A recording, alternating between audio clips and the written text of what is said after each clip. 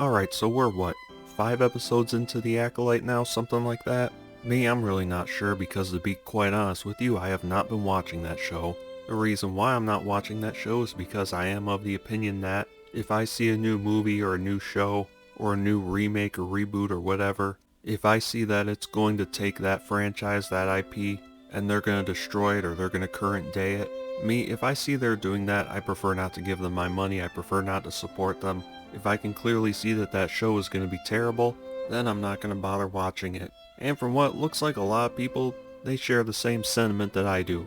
I'm on thatparkplace.com. The Acolyte viewership declines for a second week in a row, nearly 60% decline from Ahsoka. Viewership for The Acolyte has declined for the second week in a row according to data shared by analytics firm Luminate.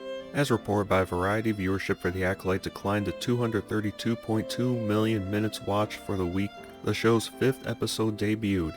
That's a decline of 11% from the previous week, which had a total of 262 million minutes watched. Of note, the runtime for both the 4th and 5th episodes are nearly identical. The 4th episode has a runtime of 34 minutes 2 seconds, while the 5th episode's runtime is 34 minutes and 5 seconds. And here we got a little chart with the numbers from June 21st to June 27th, ranking the top shows in terms of viewership. Now, The Acolyte is a Star Wars show, and Star Wars is really the biggest IP out there. So you think logically any Star Wars show should be ranked near the top, if not at the top. But if you look here, The Acolyte instead, it's at number 9. There's a show, I guess, about the Dallas Cowboys cheerleaders that's getting more viewership than a Star Wars show. The show The Acolyte hit its peak viewership with the release of its 3rd episode, which introduced lesbian space witches as well as a replacement for the force called Thread. Viewership for the week the 3rd episode debuted topped 380.5 million. The least viewed week was the show's premiere week. The 2-episode premiere only brought in 210 million minutes. Of note, the viewership fluctuation also reflects the total number of reviews for individual episodes on IMDb. The 1st episode received over 20,000 reviews, while the 2nd received over 18,000. The 3rd episode received over 20,000. However, the 4th episode received only 11,000 reviews. The 5th episode only has 8,400 reviews. And I'm here on IMDb. As of this time that I'm recording, episode 4's got 12,000 reviews, episode 5's got 9,000 reviews. But here's another thing that I'd like to point out, folks. On IMDb for each episode, take a look at the number of reviews and then the actual score. So I'll scroll up here for the 1st episode, 21,000 reviews. Score is 5.4, not very good. Episode 2, 18,000 reviews, score is 5.1. That one's a little lower than the 1st episode, but not by all that much. Then we get to episode 3, 20,000 reviews, score is 3.5. This one's really when things plummeted. But you see episode 1, 21,000 reviews, 18,000 reviews for episode 2, 20,000 reviews for episode 3, so it's hovering around 20,000 reviews per episode. Now for episodes 3 through 5, episode 3 was scored at 3.5 out of 10, which is terrible, and 20,000 reviews. Episode 4, the score goes from 3.5 up to 4.7, which is still bad, but it's higher. And then we get to episode 5 and suddenly it jumps up to 6.7. Now some of you might look at this and say, well, the show must be getting better with each episode. But the other thing to take note of here is episode 3, 20,000 reviews, and then episode 4 drops down to only 12,000.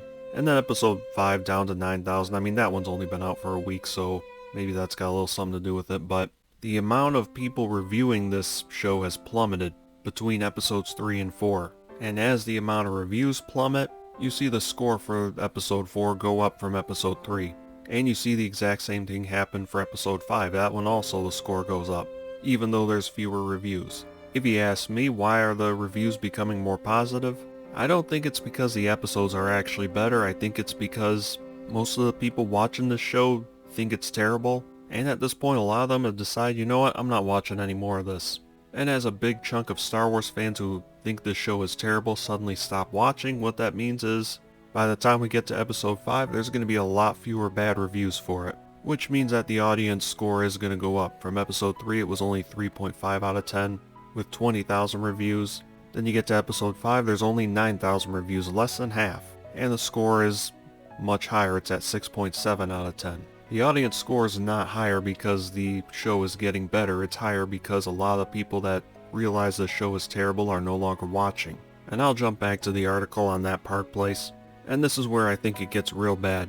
So it says here, the show's viewership is also significantly lower than Ahsoka, which aired during the summer of 2023. The show's 2-episode premiere brought in 829 million minutes, as reported by Nielsen, compared to The Acolyte's 210 million as reported by Luminate. So according to these numbers, The Acolyte, the first 2 episodes, really only have about just over a quarter of the ratings that Ahsoka had from, just a year ago.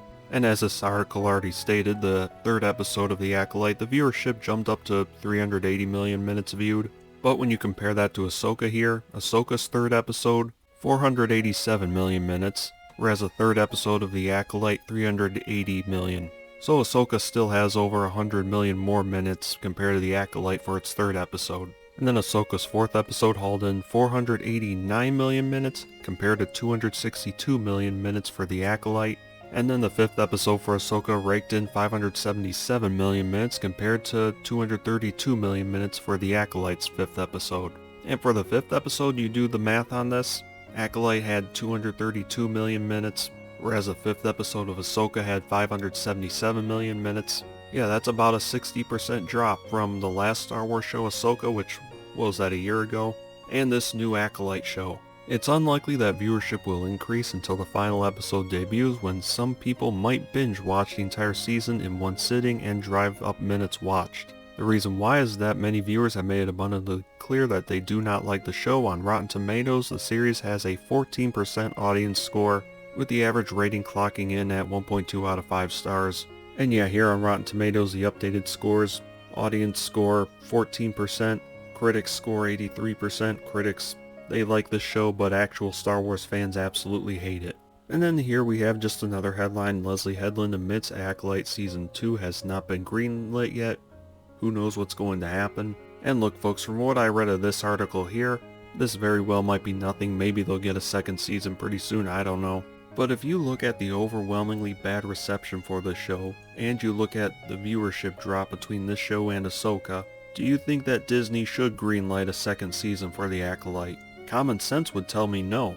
Common sense tells me that Star Wars is the biggest IP in Hollywood, and because of that, there's absolutely no reason, no excuse as to why any Star Wars movie should flop, or why any Star Wars show should perform this poorly. And common sense would tell me that if a Star Wars show performs this poorly, some people ought to be losing their jobs. I'd look at this and I'd say someone needs to answer why Star Wars, the biggest IP in Hollywood, has seen such a steady decline over the last several years. And frankly, the person who's overseen that, the person who greenlit the Acolyte show, I'd have to question why do they still have a job. Common sense would tell me that the franchise should be turned over to somebody else.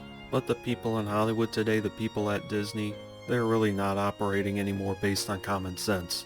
Instead, they tend to judge shows like this based on how well do they promote the message, TM, how much the show quote-unquote pisses off all the right people, and so on and so forth. And because of that, a huge failure of a Star Wars show like The Acolyte, and again, a Star Wars show, there's no reason why a Star Wars show should be failing. But because the people at Disney and the people in Hollywood, they don't use common sense, I think there's a very good chance that this failure of a show may get a 2nd season. Because the people at Lucasfilm, the people at Disney, the people in Hollywood, they hate the fans now.